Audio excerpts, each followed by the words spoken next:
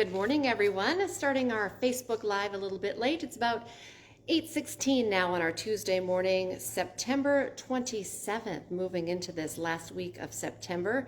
Of course, Facebook Live happens Monday through Friday, every weekday morning between 8 and 9, but you can watch or listen to this live stream throughout the day, not only on Facebook. You can find it on the InForum YouTube channel or get it on your favorite podcast platform as well. It's really the best way to get all of your news and weather to start your day. Just go to inforum.com/podcasts and look for the InForum Minute. Looking ahead today, a couple of things we want you to be on the lookout for, and of course we will update you again tonight on our WDAY newscast. Today, a Grand Forks woman accused of being drunk while driving and causing an early morning rollover crash, which hurt several people, will be in court. This was our breaking story yesterday morning on First News. We do have new information now for you this morning. 32-year-old Starsha Swift is facing 3 charges: reckless endangerment, DUI, and DUI refusal. Of course, that's when you refuse to take that sobriety test when officers ask you to. She's facing up to 5 years in prison just on that reckless endangerment charge alone. And it all stems from the accident we told you about yesterday. It happened near the Ray Richards Golf Course in Grand Forks around 2 in the morning. Police say she lost control of her car, hit the median, and rolled. We know at least 6 other people were in that vehicle. 2 people were thrown out of the vehicle as it rolled. 2 of them still in the hospital. We're still working to find out how serious those injuries are and if the other people in the car were hurt as well. We do know that they needed to be helped out of the vehicle after it rolled. This is another big story. We've been hearing some of the other school districts have been doing this. We've covered it on First News about West Fargo doing it. Today, the Fargo School Board will be talking about potential bonus money. It's a retention bonus for their employees. Teachers and staff who stay in the district could get up to $1,500. It's going to be in 2 different checks, though. This is what's being proposed right now. They would get $750 if they stay through November 30th. The second $750 would go into their bank account if they stay through April 30th. At this point, we do know that subs and temporary staff would not be eligible under this plan. The board meets at 5:30 this evening, so that's going to be another big talker. Of course, we'll have a WDAY news crew there, and we'll bring you the updates tonight. Some other local stories that we're following for you. This is a big story, and you can find a lot of articles kind of diving into this at inforum.com, but we're tracking local developments in the efforts to overturn the 2020 election. A new book that's set to be released today. You're going to hear a lot about this. It details the involvement of North Dakota's Attorney General and U.S. Senator Kevin Cramer of North Dakota. We're learning from our partners at the Forum that the book reads, Cramer sent a text to Trump's Chief of Staff, Mark Meadows, saying Attorney General Drew Wrigley shared an idea with him of a last-ditch effort to demand statewide recounts of absentee and mail-in ballots. Wrigley has responded almost right away, saying that he denies these allegations.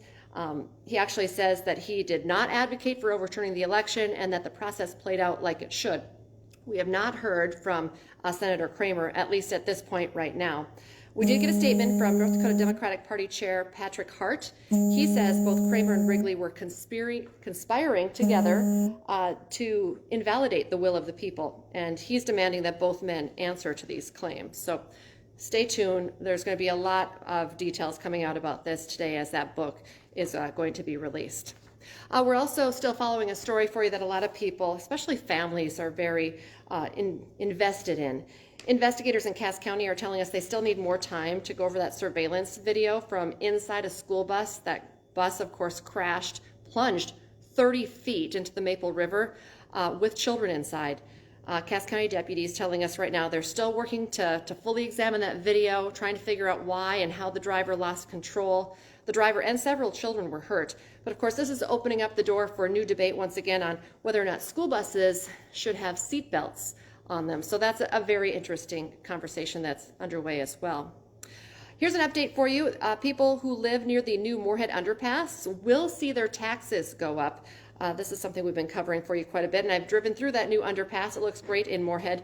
Of course, it was a very expensive project, $76 million. The city took out a bond to cover their portion, but state statute requires at least 20% of that bond must be covered by special assessments. If you want to know if you are going to have to, pay, how much, when that will start, you can see the breakdown of all of those numbers at inforum.com. big story that our storm tracker meteorologists and everyone really following, this is where weather is also news. Overnight, Hurricane Ian was upgraded to a major hurricane, now a Category 3 storm. It seems like it's constantly being updated and changing, so we'll keep you updated throughout the day on that. Making its way towards Tampa, it's expected to hit Florida in the coming days, specifically in Tampa, where a storm hasn't hit that area directly in 100 years. The Congressional Budget Office is putting out an estimate for the cost of President Joe Biden's student loan forgiveness plan as well. A lot of people want to know the numbers. I'm going to be a little bit quieter here because Lydia's doing her update right now in the studio as well. $400 billion over 10 years. The plan forgives up to $20,000 in federal student loans for people who earn less than $125,000. And, okay, I find this interesting. It's like real-life Armageddon. NASA says it has successfully crashed a spacecraft into an asteroid, which is the first time that has ever happened. The double asteroid redirection test, or DART as they're calling it, slammed into a small asteroid last night in order to change its orbit. So that's cool stuff, kind of like a Hollywood movie, but real life, coming out of NASA this morning. So you'll probably hear a lot more about that as well. Don't forget, Dom Izzo's in the building. He's working on Hot Mic. That's going to be on WDAY Extra from 9 to 11. You can also, of course, watch that on InForum.com. While you're on InForum.com, like I mentioned, there's a lot to talk about as far as this new book and the, who's involved with Drew Wrigley and Senator Kramer. So you can read a lot about that on InForum.com. Also, this headline will probably grab a lot of attention today as well. Trump claims national media ignored North Dakota teen's death because he was a Republican. This all comes from comments that the former president made at a rally. Former President Donald Trump said 18-year-old Kayler Ellingson was targeted and killed in cold blood for being a proud Republican. The former president did not mention the man charged in the death by name, but he called that motorist a maniac and a radical left stupid person. A lot more details. That article can be found at InForum.com right now. And remember, that's really the place to find all of your local and national headlines, your weather throughout the day. And right now, for 99 cents a month for your first 3 months, you can get an all-access pass to InForum.com. Just go to InForum.com/subscribe to get that deal. All right, 8:24. We're going to have a live update here in just a couple of minutes. But remember to join us again today. We have that new 1 hour long 11 a.m. newscast. And of course, again, this afternoon, we really pick things up with news at 4, 5, 6, 9, and 10. And every weekday morning, join us for First News from 5 to 7. Have a great day.